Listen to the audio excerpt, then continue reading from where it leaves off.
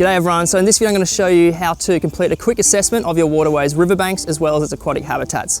So we're just going to be looking at characterising what types of banks they are and the types of aquatic vegetation, and then seeing what their condition is, as well as just trying to identify any other animal or human impacts that could be causing harm to these areas. So this assessment will then provide us with some good background information on the site and the wider catchment that we can really use to set the scene so that we can better understand all the information we're collecting from our other monitoring techniques. All you'll need for the assessment is just a tape measure as well as your clipboard and pen, so we have our worksheet attached to work through, and you'll also just need a GPS and a compass, but for those you can also just use an app on your phone.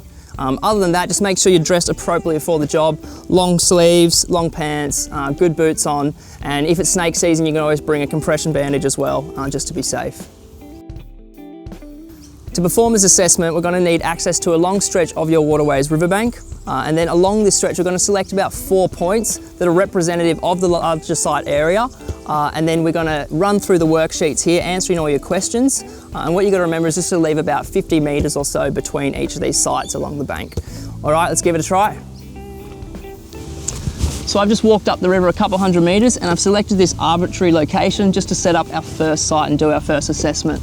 So first thing we want to do is just fill in all the site detail informations on your worksheet, and then just to answer all the following questions, what we want to do is review or take into consideration an area of about 10 metres or 5 metres either side of where your site location is, just to actually find the most appropriate answer and select that one on the worksheet. The first thing we're going to be looking at is just the actual bank stability of our site area. So poor bank stability can lead to increased erosions and higher sediment loads actually entering our water, lowering the water's quality, filling in lots of the important aquatic habitat, and leading to a whole host of issues for our fish and aquatic plants and organisms. I've had a good look at the 10 metres that encompasses our site area, looking at the conditions present and comparing it to the descriptions given in the worksheet, and I think the best one that represents this would be a good bank stability. So that's defined as minor erosion occurring in some places, however the bank is still predominantly protected by healthy ground cover, plants or a well-developed litter layer. Next we're just going to be looking at the actual bank slope and bank shape of our 10 metre area. So once again, have a look at your worksheet, see what the different options look like, assess your area and then select the most appropriate option. I can safely say here I think that the bank slope would be low, which is anywhere from 10 to 30 degrees, and its overall shape would be concave. This next one's pretty self-explanatory. We just want to look at our area and see if we have any artificial bank protection measures in place. We don't have any here, but things you could be looking for are just things like coir rolls protecting from erosion, as well as recent riparian plantings, or even if it's a big concrete wall going along your waterway. Next up, we're going to be looking in our site for any signs of pugging. So if you're previously unaware, like myself, pugging is the term used to describe hoof prints from cattle or feral pigs and goats and things like that can seriously destabilise the stability of your bank. So this one's going to be done a little bit different. We're going to select 3 random spots along our 10 metre stretch, and here we're going to create a little 1 by 1 metre quadrat and actually look here for any signs of pugging. If these are present, count how many there are and then record them down in your worksheet. We don't have any here. I've had a really good look, so that's nice and simple, and we can move on to the next step.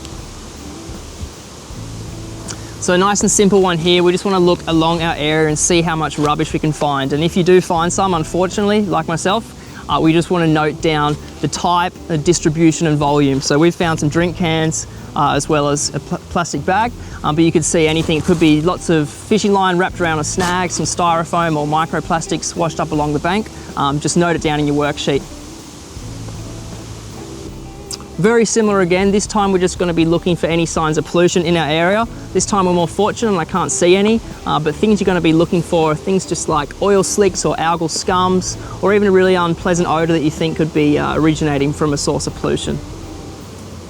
The next few assessments we're going to be doing are looking at the waterways aquatic habitat. The first one is just looking at the level of complexity, so how many different types of in-stream habitats there are.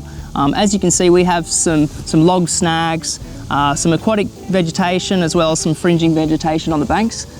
So if you look at all the descriptions on your worksheet, just pick the most appropriate one. For us, I'm going to say the most representative option would be a moderate level of habitat complexity.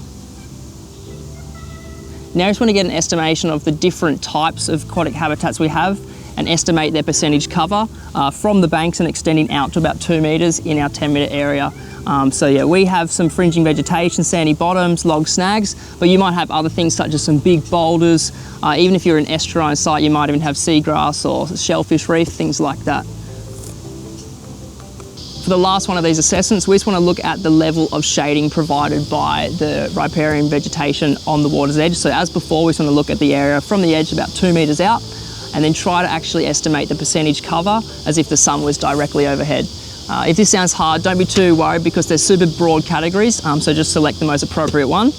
For us, we're going to select anywhere between 31 to 60% cover.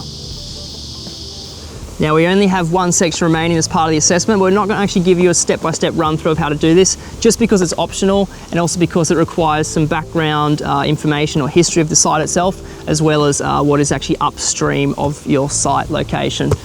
So if this is performed, it's just going to help us to identify any important factors that are likely influencing the waterway. So these can be things like what types of land uses or artificial structures are present upstream of the site, as well as if there has heavy motor vessel use or there's irrigation pumps, things like that. But it can also be what types of intervention have occurred, so if there's riparian plantings or if it's been fenced off from cattle, etc. So at the end of the worksheet, you'll also find just a section to put down any notes, observations or comments that could be important to the waterway assessment but that might not be actually captured in its scope. So these could just be things like if you saw a large deposit of ash along the shoreline, or if you might have seen a platypus while you're doing your assessments, or even if the actual site itself is part of a constructed stormwater wetland.